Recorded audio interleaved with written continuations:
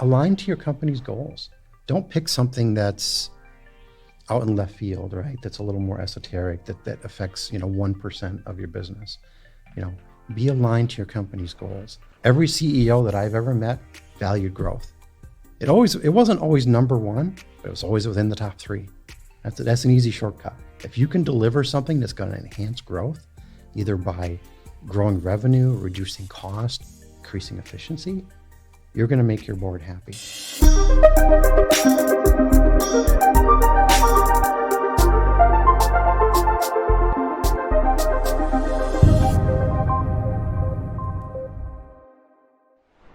Welcome to the Change Agent Podcast. My name is Nathan Lesnowski. I'm Concurrency's Chief Technology Officer.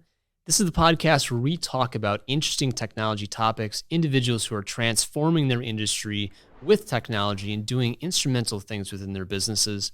We've had just awesome guests on this program. We've talked about marketing, manufacturing, transformation of payment industries, talking about agile and transformation of development, and today is no exception. Today, we're going to be talking with Rick Hartline. Rick is a change agent, the enterprise director of IT at PLS Financial Services, and he is here to talk a little bit about how he's using data to drive value within the business. Welcome today, Rick. Thank you, Nathan. I really appreciate the opportunity to be here, meet you, and talk with you and your team.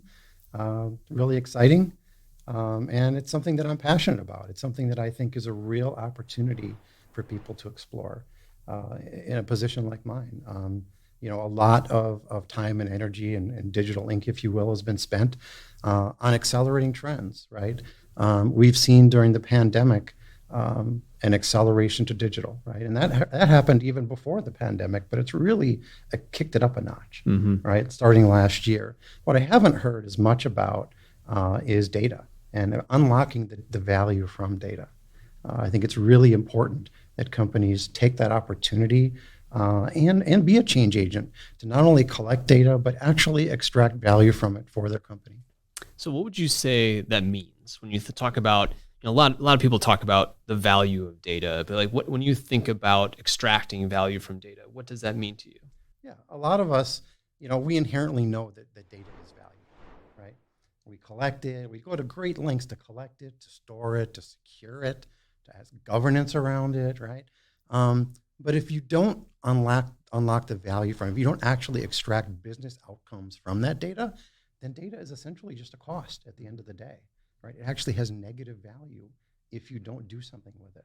Now, I've met a lot of IT leaders in my career, and most of us, what we do is we do the steps that I talked about in storing the data and maintaining it and all that kind of stuff.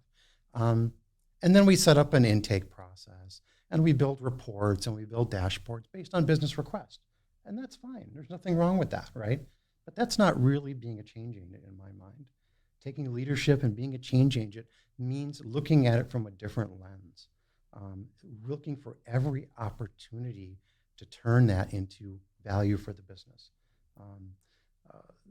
There's an acronym that I use in my world, MORE, M-O-R-E, which stands for missing opportunities repeatedly. And the E, which is the reason why those opportunities are missed, is not enough engagement. That means when you're in a board meeting, when you're working with your peers, when you're hearing about problems, you should be thinking about, how can I solve that problem? How can I leverage our data to turn that into something of value to solve that problem? And there's, endless opportunities if you have that mindset. So most companies, they have some kind of data environment, and most of them have reports they run, and they look at their data and they say, I'm getting value from data. I'm looking at reports of information and I'm making decisions from it. What are they missing? What are you doing differently that they're not doing? Sure. So I can give you some examples from last year. And going into the pandemic, I read a book that really sparked my imagination on this, that inspired me to move forward in this area. It was a book by Doug Laney. It's called Infonomics. And it really talks about, and there's other books on this subject, right? But this was something that just kind of fell in my lap right before the pandemic. And when the pandemic hit, and I'm talking mid-March 2020, things changed dramatically in a lot of retail spaces, right? There was pretty dramatic changes. And for us, I can say that we saw just a cliff of revenue loss during that time period, like a lot of companies, right? And we understand the reasons for that. So what we did, and I'm really proud of our leadership team for coming together on this, we started doing what we called a daily COVID call. And it may not be politically correct in terms of the naming, but Sure. but what it was really in my mind, a triage call. And it was really to support our operations team and our sales teams. This is to understand what their needs were and what problems they were facing from day to day and how we were going to adjust. And it came down to a few different things. It was what's happening, right? How can we triage? How can we solve those problems? And decisions being made in real time. And what I saw was an opportunity there to develop some quick dashboards reporting to understand what we were seeing. The information was coming in fast and furious. It was really hard to separate the noise from the reality of what was really happening out there. Because it was all different depending upon the market, depending upon where you were at, regulations and closing businesses being labeled an essential business. These were all happening very quickly. And this cliff that I mentioned of our revenue. So we needed better information to make decisions. We couldn't wait for a monthly P&L to come out to tell us what to do. We needed information every day to see what was happening. So I talked to one of our bright DBAs who's really talented, and he was able to put together some real-time reporting for us on transaction volumes, not just the revenue, but the counts, the amounts, how they compared to year over year, month over month, day over day. And so that gave our leadership team the answers that they needed to really separate out what was happening and make instant decisions. And that affected our staffing, where we focused our marketing efforts, which stores were important to stay open versus not. And it was really important that we make those changes, and it turned things around for us as a business to at least be able to accommodate what was happening and make good, solid decisions based on the data that we were seeing. Got it. So what you're saying is, for you, one of the most important assets was the availability of that data in a timely fashion for people to be able to make educated decisions in real time when they needed to make those decisions. Absolutely. And presenting it in a way that was digestible, right? We didn't want to have to pour through tons of data and reports to get to the answers that we needed. We really focused on what was important in this case. And for us, we saw, our mainline products dropped by a huge amount. But what we saw that was interesting that wasn't clear in the revenue numbers is some of our other products that were ancillary to the time actually grew by triple digits, right? So by us making the right adjustments, we were able to take advantage of the opportunity while observing the loss. If we would have just looked at the revenue numbers, we may have just cut staff across the board to accommodate what was happening. That wasn't the right decision. And this data, having this reporting, allowed us to make the right decisions. Got it. What kinds of decisions did you need to make in order to get that data available at that rapid level for people to be able to make those decisions? Was that something you had already done, or is that something you reacted to the market state in and prepared that information so the executives can make decisions? It was very reactionary, absolutely, like a lot of emergencies, right?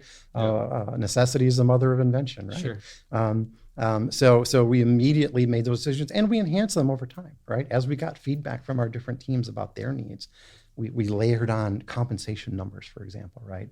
Where did our compensation line up to our spend, to our revenue, to the different components that were happening every day? When you think about what you're able to build in a rapid way to serve what the executive team needed, which is really awareness, it's visibility to the metrics that are happening within the business at a rapid pace. And then they took that information and they made decisions on it, right? Yeah. A lot of companies are thinking about that as something that's hard to achieve. You've achieved it. And then beyond that is where you start thinking about, well, how can I arm my business with things like prediction or thinking about storytelling based upon data that doesn't leave it up to the interpreter, but maybe even tells them what could happen. How far have you charted a course into some of those spaces? I know you have some data scientists. Yeah, absolutely. So the next step that we did off of that was, other than the reporting, is we needed to better understand how to optimize our spend in our stores, right? You hear the phrase "do more with less," right? Well, that was our reality. We had less staff, and we needed to do more with that staff. And like most people, I don't like waiting in line, right? Customers don't like waiting in line. Um, uh, when I drive, customers will only wait in line so long and they'll leave and they'll go to your competitor, right? In fact, me myself, I've driven past businesses and said, you know what? I can see that line's out the door. I'm not doing that. I'll go somewhere else, right? And when you lose customers like that, you lose revenue opportunity, you potentially lose retention, loyalty. So what we did is we did a deep dive into the data tracking our transaction performance. How long does it take in milliseconds to perform a transaction? So we started tracking that data and assembling that data to better understand and measure step by step, each click, each step, each interaction. So we had the data to better understand each piece. And when we did our deep dive, even though our transactions on their face looked reasonable, we found some great opportunities. By making some slight changes to our design and our workflow, we were able to save 30% of our transaction time. Now, that's a few seconds. It doesn't sound like much, but think about 30% savings to your labor cost, to your efficiency, how does that affect your customer satisfaction? Yeah. Even your own employee satisfaction, right? They're dealing with happier customers. Your revenue goes up because you're serving more customers per hour, right? It has tons of benefits with just a very minor change, right? Like most companies, at least in the retail space, labor is typically 50% or more of your spend. So it doesn't take much adjustment and tweak to that to affect it the company in a big way. Yeah, big time. How have you taken the data work that you've done and created data literacy?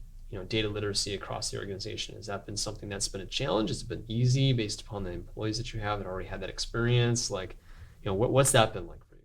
Absolutely. That's an incredibly challenging topic. Um, Different people in their mind have a different definition of common terms that are thrown around, right? And creating your data dictionaries and a common understanding is always really important when you're establishing data literacy. Uh, Definitely a challenge. Something that we've continued to work on. I'd say it's definitely a work in progress.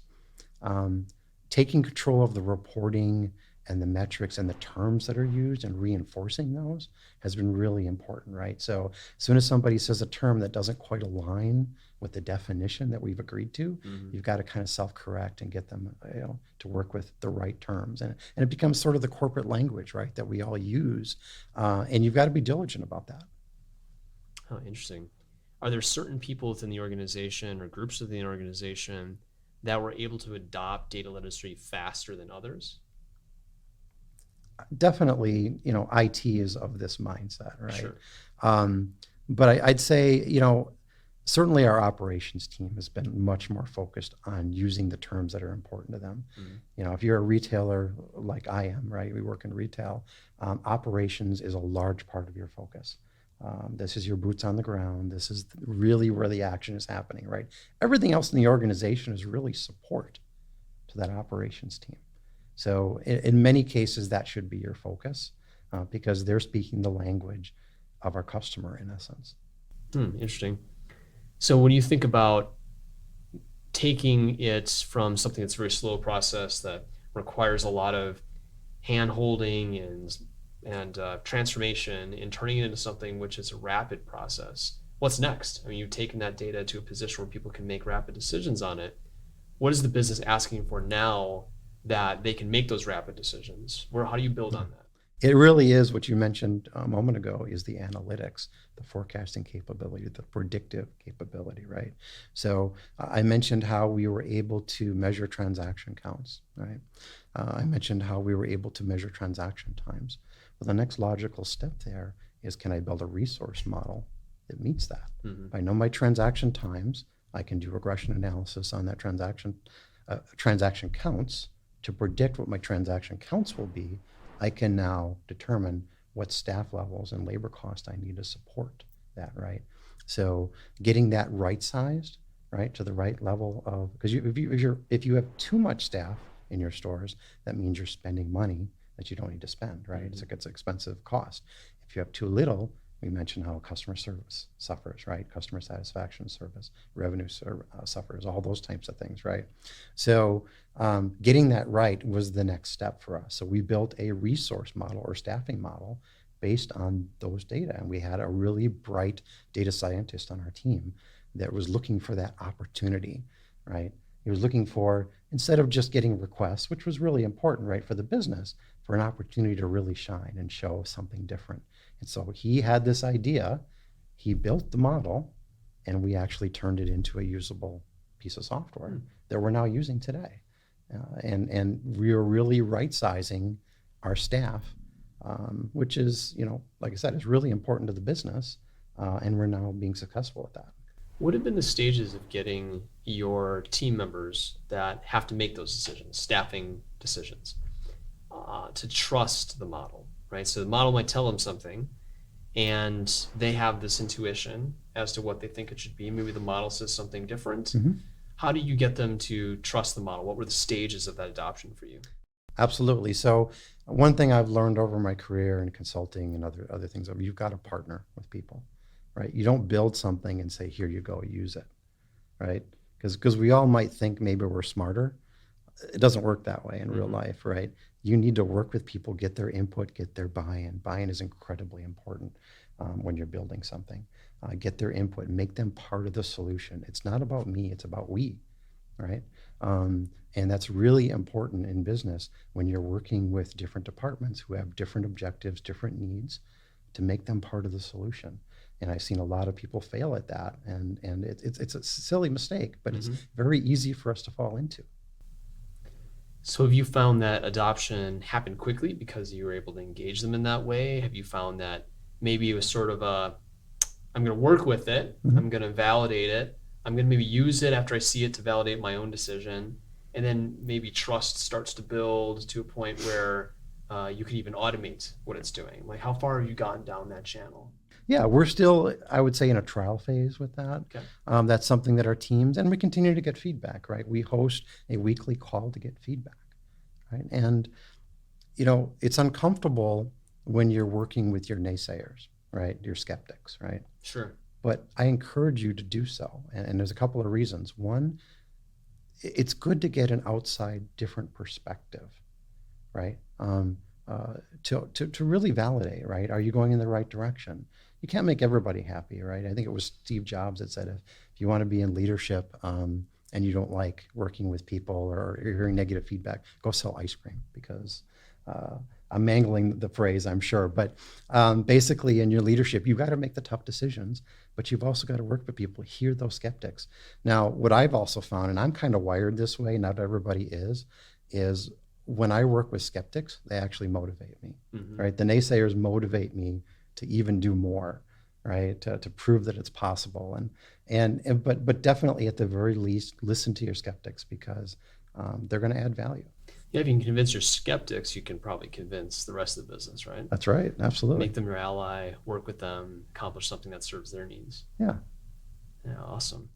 When you think about those models that you're building, how has operationalization of that come into play? I mean, there's a lot of trust that has to be built into your data, right? For the executive to make a decision based upon what he sees in your data, he has to trust it. For an individual to make a decision based upon what he's being predicted to from your AI model, he has to trust it. So what have you built into your process surrounding operationalization to not only have the trust, but to respect that trust, to support the trust? Yeah, everything in leadership, anything that you want to manage, you better be able to measure it, right? And that's something that I've always kind of focused on, right? How do I measure? How do I instill a culture of measurement with my team so that they really understand how important that is? Now, as us doing our measurements, we can compare. This is what the model predicted. This is what happened. You can always look back, right, and see, okay, how well did they line? Where did they not quite line up? Where's their opportunities, right? But the data at the end of the day is the data, right? Yeah, true. But you've got to be prepared to be very upfront and self-aware. Sometimes we don't get it right, but let the data show either way and get that feedback, right? Continually improve. Is there a certain degree of explainability you had to build in? Like this process is running, I know what happened, so therefore the data is accurate, or I know how the model arrived at this outcome, so I can explain that to a point when someone asks or is trying to understand it more, that we have a certain degree of like, we showed our work. Yeah, absolutely. And be prepared to do that, right? There's no secrets here. You share what you've done, right? Share the data, share the formulas that you're doing, right? Break it down in business terms that everyone can understand. Back to the we, right? This is not me and you or us, them. This is we together. And that's so important to developing a solution. Back to that we. Got it. What about this sort of upskilling element to this? You've done a great job of taking something and really bringing data to the forefront in the business. And in addition to bringing it to the forefront, increasing its rapidity, enabling the prescriptive nature of it. How did you do the upskilling part of enabling people not only to become data fluent, but to make the people who really needed to have the skills to have those skills and to grow them when they didn't have them? What really encourages me and excites me is when we identify opportunities in people. And that really goes back to the engagement. Are you working with your people? Are you recognizing your team's capabilities, their desires, their opportunities to grow, things that they'd be interested in? And what I get really excited about is when I identify an opportunity for the company and I can marry that up to that person's opportunity that they're looking for. It's that win-win. Right? And I'm always looking for that when I see someone has that spark in their eye because they give that opportunity, they're given that opportunity, they can really show themselves. Yeah. That's just magic. And I encourage all leaders to really take ownership of that, right? Hold yourself accountable and operate in that way whenever you can. Building on the advice you would have to leaders, when you think about a company that is going down a data journey, one that is in a relatively legacy state. Maybe they have an on-premise data warehouse, or maybe they don't even have that. And they're thinking about how I can make data a valuable commodity within our business, something that really brings about, extracts value from our organization and helps us either make better decisions or to bring capabilities to our products. What would be your sort of starter advice? How do they get going? Absolutely. That's a great question. It's always hard to get started, right? It's a lot easier to think about it. Action is important. When I think about getting started, the first thing I would encourage someone to do is understand what you have. What data do you have? How's it stored? What's your inventory of data? So that you can marry that up to the opportunities. The next thing I would look at is be aware. Be looking through the lens of adding value or extracting value from data. That means when you're in a board meeting, when you're listening to others and their pain points, pay attention to that. Be engaged. People are happy to tell you their pain points all day long, right? I've never met anyone that wasn't willing to share, but also their opportunities. And don't just look at your peers and your board. Look in all areas. Do you have shadow IT? Talk to your shadow IT. They're a great opportunity for information of their ideas. They're closer to the action, right? Work with your peers, work with your skeptics to understand that. Align to your company's goals. Don't pick something that's out in left field, right? That's a little more esoteric, that affects 1% of your business. Be aligned to your company's goals, and you should know your company's goals. If you don't, I think that's a whole separate conversation. Yeah. Right. But you should. But I'll give you a shortcut. If you really don't know your company's goals, every CEO that I've ever met valued growth. It wasn't always number one, but it was always within the top three. That's an easy shortcut. If you can deliver something that's going to enhance growth, either by growing revenue, reducing cost, increasing efficiency, you're going to make your board happy. And it doesn't take a lot of resources to put something together, right? You don't need a big team. You need some really basic tools to get started. And it really is about getting started. It's not just, thinking about it. You've got to take that first step. One of the things that I've seen in the tech space has been when companies start to pursue transformative technology solutions, data, IoT, they're new product development that pairs with the business's mission, and so on. They make that a calling mission to the organization. Mm-hmm. It increases the business's visibility, and it helps with attraction of new talent. This is probably one of the most significant periods of talent choosing where they want to be. Yeah. Having the active opportunity to be able to select what businesses they feel are aligned to their personal mission, and how they can provide value to that business once they've selected it. How has this engagement within data been something that has transformed the way that you've attracted new talent or retained talent? Sure. There's a lot going on in the industry, as you see, right? The great resignation or the great transfer, right? Yep. Lots of different terms. I think you've got to be genuine. So many job descriptions that I say, and so many interactions that I say in interviews, are very one-sided. They're very, I'll almost say blah. They're very matter of fact, right? Where's the passion? Where are you connecting with people, right? Both your existing employees and new opportunities, right? Are you paying attention? Do you have an engaging story of what you're trying to do? Do you have vision, right? We can say that for the data element or pretty much any other position. You've got to be able to share that vision, be genuine, and show that passion. People want to work for something that has meaning, right? It's not just opportunity. Opportunity is important. Compensation is important, right? All these things are important, hybrid work environment, all these types of things, right? But a lot of these are table stake types items, right? Where's the passion? Where are you going to attract people to work on something, to work for a team that's going to excite them? Not only about the opportunities in terms of skill sets and things like that, which is also really important, but are you able to share a vision with others and get them engaged? Right, that engagement is so important. HR teams will tell you all that all over the place, right? Engagement is really important to retaining and attracting talent.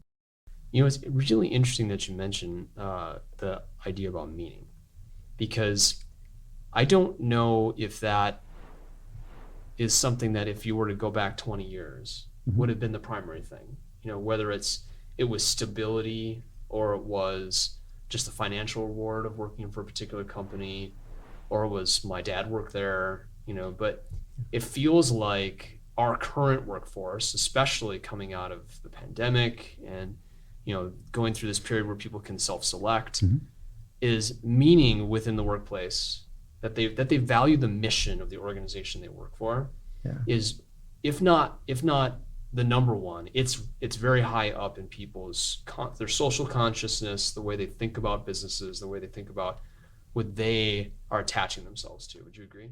Absolutely. And there's two levels to it. Do I believe in the mission of the organization? Do I even know what it is, right? Yeah. And do I believe in it, right? And am I true to that, right? Is the organization true to it? But also who they work for, their manager, their direct manager, right? If you look at studies, many people leave their job because of conflict or not really working well with their manager, direct person. That manager represents the company, right? So they have to take that responsibility, internalize that. That's important, right? Otherwise, you're going to lose people. Yeah, what's the ethos of that manager, right? Yeah. Not do they represent? That's interesting self-check for companies to do. Like, It is. What is my organizational mission? Do my leaders represent that mission? And is their ethos aligned to the mission that we're projecting? Absolutely. It's got to be more than a mission statement on a piece of paper, right? Or on a wall, right? Are you really living it? Are you really sharing it? Is it part of your day-to-day? And if it's not, maybe a problem. Yeah, you have to be for real. Yeah. All right, so speaking of being for real, our last question here. One of the things that's been most transformative for a lot of the people who we've had on this show has been the people in their life, individuals who have helped them to be the change agents that they are today. You're clearly a person that has done really transformative work within PLS, understands the mission of the business, thinking about people. Tell us a little bit about someone or multiple someones that have influenced your life and caused you to be the kind of change agent that you are. Yeah, there's so many. I read a lot. I listen a lot. I go to a lot of events to really absorb input from a lot of different people and perspectives. There's some great authors. I'll give you an example is Simon Sinek, right? He's got a book, The Why, right? That was very influential to me many years ago and still is today. I always, even in my day-to-day life, when I look at projects, when I look at opportunities, I immediately gravitate to what's the why? Why are we doing this? Why is that important? He's got another great book, same author, The Infinite Game, which I would encourage if you haven't read that. David Goggins, he's got a great book on mental toughness, great author. Infonomics, I mentioned Doug Laney. Many other people, people that I work with at all levels, entrepreneurs all over the place I get inspired by. These are people that put everything on the line sometimes and they make it work from nothing in some cases, right? That's so inspiring to work with people. It's fast paced, right? Every day, when you work for an entrepreneur in a startup, you come in the door, you don't know what's going to happen the next day, what problems to solve. But I'm the type of person that's wired to enjoy that, right? I like that uncertainty. It excites me. It motivates me a lot. So a lot of authors, people that I've worked with, Jamar Jones, he's been, as an entrepreneur, he's been really inspirational to me. Corey Kroll, Randy Walensky, and others, right? People that I work with at all levels. I see them put themselves out there, and that inspires me. Awesome. Yeah, I know Simon, probably the most watched TED Talk, right? Yeah. The Start With Why. Yeah. I think everybody could ask that. And you could ask that in personal life and in your professional life. Absolutely. Pretty awesome ways. Yeah. Awesome, man. Well, this has been such a great conversation. Thank you for walking through the data journey that you had, the transparency about how adoption happened and how data was so useful during COVID to make rapid decisions, the understanding of how starting with why and your influences have helped you. Just awesome sources of information and guidance for us. Thank you. Thank you for giving me the opportunity. It was really exciting to hear your perspectives. And as we talk through this, it's made me think even more about some of the topics. So thank you. Awesome. All right. Well, thank you again. And thank you for joining us on the Change Agent Podcast. We will see you next time.